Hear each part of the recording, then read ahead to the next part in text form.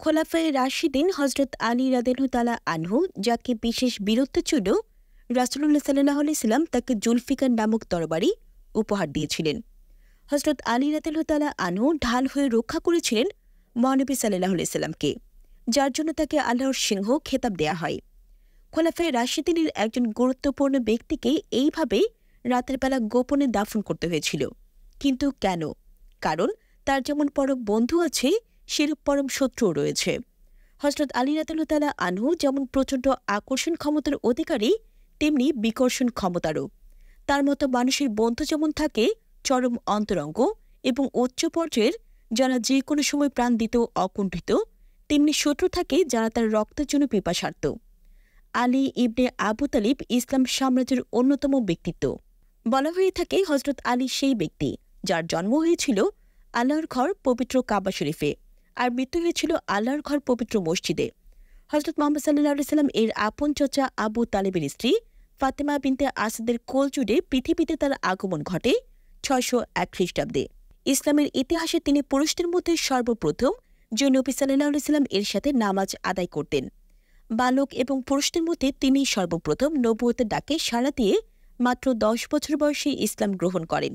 মুসলিম হওয়ার পর তার বাবা আবু তালেব যদিও নিজের ধর্ম ছেড়ে দিতে অস্বীকৃতি জানালেও আলী রাদিয়াল্লাহু তাআলা আনহুকে কোনো বাধা প্রদান না করে বরঞ্চ ভাতিজার উপর পূর্ণ বিশ্বাস রেখে বলেন যে তোমাকে শুধুমাত্র সঠিক পথে পরিচালিত করবে, তুমি তাকে অনুসরণ করো এবং তার অতি নিকটে অবস্থান করো। এরপর থেকে নবীজি সাল্লাল্লাহু আলাইহি সাল্লাম এর আশেপাশে তিনি ঘুরে বেড়াতেন ছায়ার মতো। হজরত ওমর এবং হজরত ওসমানের পর তৃতীয় খলিফা হিসেবে তিনি হত্যাকাণ্ডের শিকার হন। ৬৫৬ সালে হজরত ওসমানের হত্যাকাণ্ডের পর খলিফা হিসেবে নিযুক্ত হন। খলিফা হিসেবে নিযুক্ত হওয়ার পর থেকে মিয়াবিয়া এক সহ বিভিন্ন গোত্র তার বিরোধিতা করতে শুরু করে। ফলস্বরূপ ৬৬১ সালে ২৬শে জানুয়ারি ইবনে মুসলিম নামের একজন খারিজি বিষাক্ত বিষ মাখায় একটি তলোয়ার দিয়ে হজরত আলীর মাথায় আঘাত করেন। এই আঘাতের কারণ ঘটনার ২ দিন পর ২৮শে জানুয়ারি ৬২ বছর বয়সী হজরত আলী শাহাদাত বরণ করেন। হজরত আলী রাদিয়াল্লাহু তাআলা আনহুর এত বন্ধু থাকা সত্ত্বেও তাকে রাতের অন্ধকারে গোপনে দাফন করা হয়েছে, কারণ খারিজদের লোকেরা বলতো আলী মুসলমান নয়। তাই ভয় ছিল তারা জানতে পারলে কবর থেকে তার লাশ বের করে অপমান করবে। ২১শে রমজানের পরে ইমাম হাসান রাদিয়াল্লাহু তাআলা আনহু জানাজার আকৃতিতে সাজিয়ে একটি খাটিয়া কিছু ব্যক্তির হাতে দেন মদিনায় নিয়ে যাওয়ার জন্য, যাতে লোকজন মনে করে আলীকে মদিনায় দাফনের জন্য নিয়ে যাওয়া হচ্ছে। শুধু ইমাম আলীর সন্তানগণ ও কিছু সংখ্যক অনুসারী যারা তার দাফনে অংশগ্রহণ করেছেন তারা জানতেন তাকে কোথায় দাফন করা হয়েছে। যে রাতে আলীকে দাফন করা হয় খুব কম সংখ্যক লোক তার দাফনের সময় উপস্থিত ছিলেন। ইমাম হাসান এবং ইমাম হোসেন সেই সাথে কয়েকজন ঘনিষ্ঠ সাহাবী। তাদের মধ্যে সামায়া ইবনে সাওহান, যিনি আলী রাদিয়াল্লাহু তাআলা আনহুর অন্তরঙ্গ বন্ধু এবং অনুসারী ছিলেন, তিনি একজন তুখোড় বক্তাও ছিলেন। আলীকে দাফনের সময় তাদের অন্তরে যেরূপ বিরাগ বেদনায় স্তব্ধ এবং কণ্ঠ বায়ুরুদ্ধ হচ্ছিল, সেই সাথে মনে অনুভূত হচ্ছিল এক প্রচণ্ড ক্রোধ। এরূপ অবস্থায় কবর পাশে দাঁড়িয়ে যখন সবাই কাঁদছিলেন, সামিয়া, যার হৃদয়ে প্রচণ্ড কষ্টে মুষড়ে পড়েছিল, তিনি কবর থেকে এক মুঠো মাটি নিয়ে মাথা এবং সারা শরীরে মাখতে শুরু করলেন। কবরের মাটিতে বুকে চেপে ধরে বলেন, হে আমিরুল মুমিনিন, আমার পক্ষ থেকে সালাম।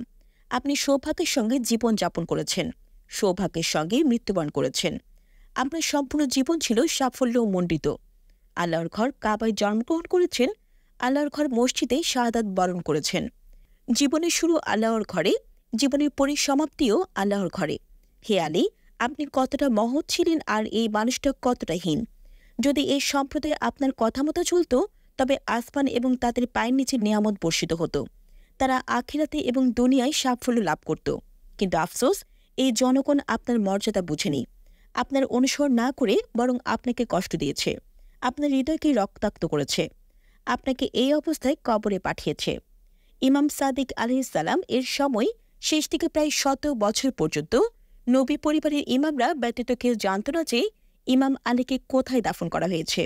বর্তমানে কুফার নিকটে নাজাফে যে স্থানে আলীর সমাধি রয়েছে, সেখানে তারা গোপনে জিয়ারতের জন্য আসতেন।